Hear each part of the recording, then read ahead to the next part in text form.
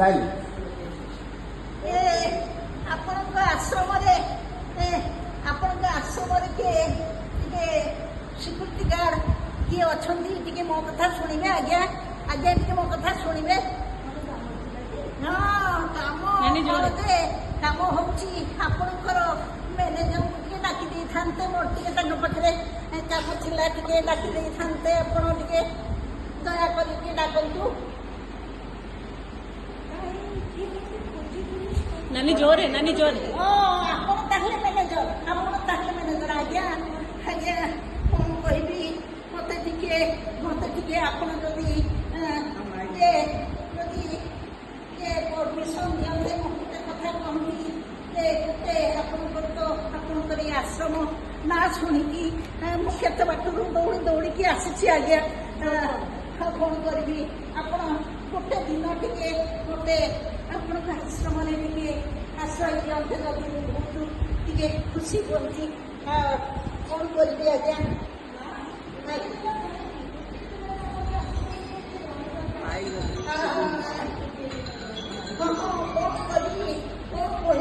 କଣ କରିବି ମତେ ତ ବଡ଼ ଦୁଃଖ ଆଜ୍ଞା। ଦୁଃଖର କଥା, କେବଳ ଗୋଟିଏ ଦିନ ପାଇଁ ରହିବାକୁ କହୁଛି। ସେ ତ ବଡ଼ ଦୁଃଖ କଥା। କଣ କହିବି ମୋ ଜୀବନର କାହାଣୀ, କଣ କହିବି। ମୋର ଗୋଟେ ବଡ଼ ସୁଖର ସଂସାର ଥିଲା ଆଜ୍ଞା, ବଡ଼ ସୁଖର ସଂସାର ଥିଲା। ମୋର ସ୍ୱାମୀ, 2 ପୁଅ, ଗୋଟେ ଝିଅ ନେଇକି ମୋର ବଡ଼ ସୁଖର ସଂସାର ଥିଲା ଆଜ୍ଞା। କଣ କରିବି, ଆମେ ବଡ଼ ସୁଖରେ ଥିଲୁ।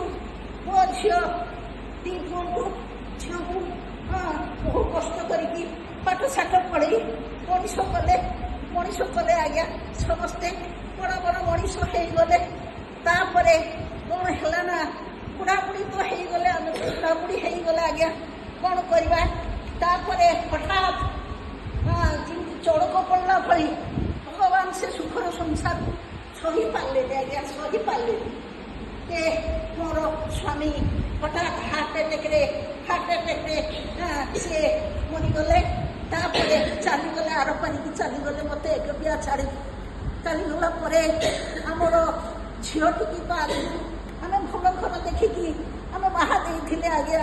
ତାପରେ 2 ପୁଅ ତାଙ୍କ ଭିତରେ ଏଇ ସମ୍ପତ୍ତି ବାଡ଼ି ପାଇଁ ବଡ଼ ଗଣ୍ଡଗୋଳ ଲାଗିଲା। ସବୁ ଭାଗ କରିନେଲେ। ଏକୁଟିଆ ମାଆଟା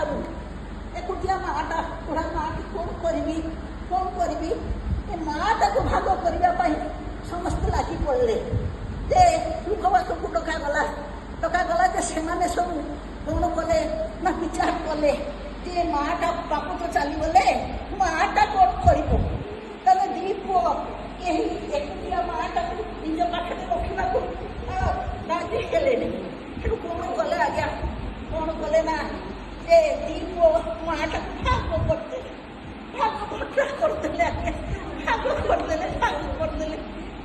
କଣ ଭାଗ କଲେ ନା, ଗୋଟେ ମାସ ଗୋଟେ ପୁଅ ପାଖରେ ରହିଲେ, ଆଉ ଗୋଟେ ମାସ ଆଉ ଗୋଟେ ପୁଅ ପାଖରେ ରହିଲେ। ମୋର କି ଅବସ୍ଥା। ମା ତମକୁ ଭଗବାନ ଆଶୀର୍ବାଦ କରନ୍ତୁ। ଏମିତି ଯାହା ହବ ଜୀବନଟା ମୋର କଟିଗଲା। କିନ୍ତୁ ଆପଣମାନେ ଜାଣନ୍ତି ଯେ ସବୁ ମାସ ଜଣେ 30 ଦିନ ମତେ ରଖିବେ, ଆଉ ଖାଇବାକୁ ଦେବେ, ରହିବାକୁ ଦେବେ, ପିନ୍ଧିବାକୁ ଦେବେ। ଆଉ ଗୋଟିଏ ପୁଅ ସିଏ ବି ସେଇ 30 ଦିନ ରଖିବ, ଖାଇବାକୁ ଦବ, ପିନ୍ଧିବାକୁ ଦବ, ରହିବାକୁ ଦବ। କି ଦୁଃଖ, କି ଯନ୍ତ୍ରଣା ତା ଭିତରେ। ଆରେ ମା ମାନେ, ବାବା ମାନେ, ଆପଣମାନେ ସବୁ ଜାଣନ୍ତି ଯେ ସବୁ ମାସ ତ 30 ଦିନ ନୁହେଁ, କେତେବେଳେ 31 ଦିନିଆ ବି ପଡ଼ୁଛି। ତାହେଲେ ଏଇ ଯୋଉ 31 ଦିନିଆ ମାସର କଣ କରିବି, ଗୋଟେ ଦିନ ଅଧିକା ହେଇଯାଉଛି ଆଜ୍ଞା। ଗୋଟେ ଦିନ ଅଧିକା ହେଇଯାଉଛି। ସେ ଦିନଟା କଣ କରିବି। କେହି 2 ପୁଅ ମଣିଷ କଲି, କେତେ କଷ୍ଟରେ ଜନ୍ମ କରିକି କୋଳେଇ କାଖେଇ ପାଠ ପଢ଼େଇକି ମଣିଷ କଲେ ଆମେ। କିନ୍ତୁ ଏ ଗୋଟେ ଦିନ ମାଆକୁ ରଖିବା ପାଇଁ କେହି ରାଜି ହେଲେନି। କଣ କରିବି ଆଜ୍ଞା, କଣ କରିବି। ସେଇଥିପାଇଁ କଣ କରିଛି ନା, ଏଇ ଆଶ୍ରମର ନାଁ ଧରିକି ଆସିଲି। ଗୋଟିଏ ଦିନ ଆପଣମାନେ ଯଦି ଆଶ୍ରୟ ଦିଅନ୍ତେ ଆଜ୍ଞା, ଭଗବାନ ଆମେ କିଛି